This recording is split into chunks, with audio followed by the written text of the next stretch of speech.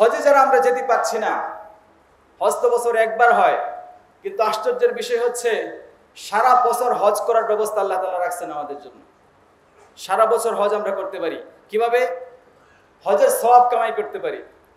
নবী সাল্লাল্লাহু আলাইহি সাল্লামের হাদিস শুনুন। নবী ইরশাদ করেন, হজের নেকি কিভাবে পাওয়া যাবে? হজ না করেও হজের নেকি আপনি কামাই করতে পারবেন। এটা হচ্ছে আন-নিয়াতুস সাদিকাহ।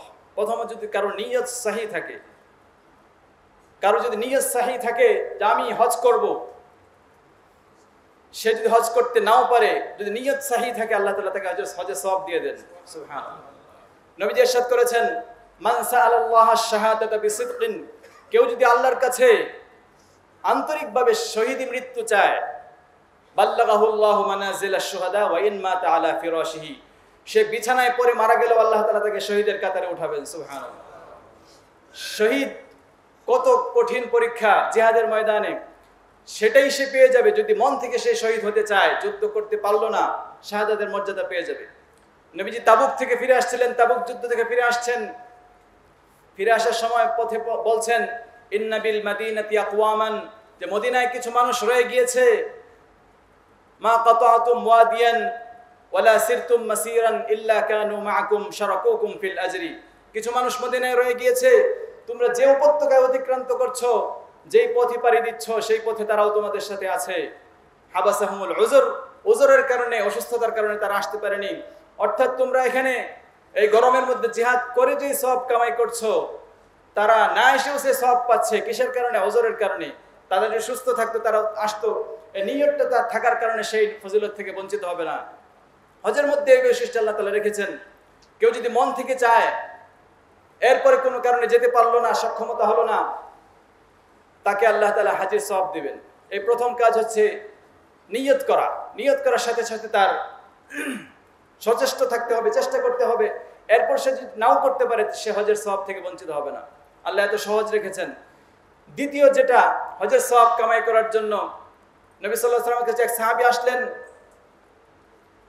যে আমি হজে যেতে চাই। আরেকজন এসে বলছেন আমি জিহাদ করতে চাই। নবীজি জিজ্ঞেস করছেন, তোমার না মা আছে? হ্যাঁ, মা আছে। নবীজি বললেন, ফাআবলি বিররাহা ফাআবলিল্লাহা ফি বিররিহা, তাহলে মাকে সন্তুষ্ট করে তুমি আল্লাহকে সন্তুষ্ট করো, তাহলে তুমি একসাথে তিনটি মর্যাদা পাবে। ফাইদা রাদিয়াত আনকাল উম্মু, তোমার মা যদি তোমার উপর সন্তুষ্ট হয়ে যান, ফাআনতা হাজ্জুন ওয়া মু'তামিরুন ওয়া মুজাহিদুন, তাহলে তুমি হজের সওয়াব পাবে, উমরার সওয়াব পাবে এবং জিহাদের সওয়াব পাবে। সুবহানাল্লাহ।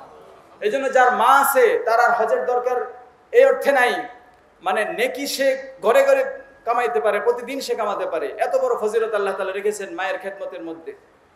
তৃতীয় হচ্ছে ইশরাকের নামাজ।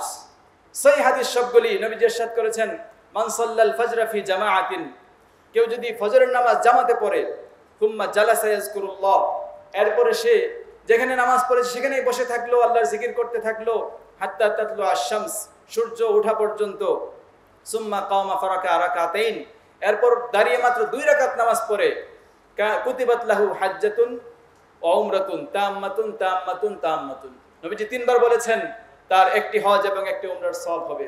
3 পূর্ণাঙ্গ হজ, পূর্ণাঙ্গ উমরা, পূর্ণাঙ্গ হজ, পূর্ণাঙ্গ উমরা, পূর্ণাঙ্গ হজ, পূর্ণাঙ্গ উমরা। সুবহানাল্লাহ। তাহলে প্রতিদিন আমি হজের নেকি কামাই করতে পারি যদি একটু কষ্ট করি, একটু যদি আমার সদিচ্ছা থাকে। ইশরাকের নামাজ। এরপরে হজের সওয়াব কামাই করা যাবে। নবীজি ইরশাদ করেছেন, মান খারাজা মিন বাইতিহি মুতাতাহহিরান, কেউ যদি তার ঘর থেকে ওযু করে বের হয়, ইলা মসজিদিন মিন মাসাজিদিল্লাহ, আল্লাহর কোন মসজিদের দিকে, লিওয়াদিয়া ফারিদাতাম মিন ফারাইদিল্লাহ, কোন ফরজ ইবাদতের উদ্দেশ্যে, এই যে জুমার জন্য এসেছেন, হজের সওয়াব কামাই করে ফিরে যাবেন। সুবহানাল্লাহ। এত সহজ আল্লাহ রেখেছেন। ওযু করে যদি কেউ ঘর থেকে বের হয় কোন ফরজ নামাজের উদ্দেশ্যে, সে একটি হজের সওয়াব পায়। সুবহানাল্লাহ। অন্য হাদিসে নবীজি ইরশাদ করেন, কেউ যদি সালাতুদ দুহা, এই চাশতের নামাজ, সকাল এবং দুপুরের মাঝখানে 2 রাকাত বা 4 রাকাত নামাজ, এটা পড়ার উদ্দেশ্যে মসজিদে আসে, সে একটি উমরার সমান সওয়াব পায়। সারা বছর এই হজ এবং উমরার সওয়াব আমাদের জন্য খোলা আছে। আল্লাহ তাআলা আমাদেরকে এই ইবাদতগুলি লালন করার তৌফিক দান করুন।